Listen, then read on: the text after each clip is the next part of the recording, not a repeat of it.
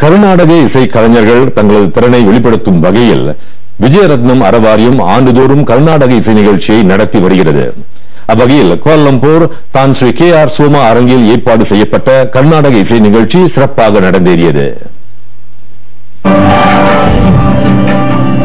1949 ஆண்டு இந்து இளைஞர் அமைப்பை தோற்றுவித்த மறைந்த விஜயரத்னம் நினைவாக இந்த இசை நிகழ்ச்சி நடத்தப்படுவதாக அவரது புதல்வர் டத்தோ விஜய் ஈஸ்வரன் தெரிவித்தார்.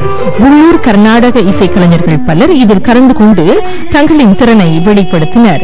இந்நிகழ்ச்சிக்கு முத்தாரமாக சமுதாயத்துக்கு சேவையாற்றிய தசிங் படுகா அன்னை மங்கலம் மற்றும் எஸ் குமரகுல சிங்கம் ஆகியோருக்கு வாழ்நாள் விருது வழங்கி சிறப்பு செய்யப்பட்டது. விஜயரத்னம் உடைய காலஞ்சன விஜயரத்னம் உடைய ஞாபகார்த்தமாக இது கொடுக்கப்பட்டது பற்றி எனக்கு ரொம்பவும் பெருமையா இருக்கு.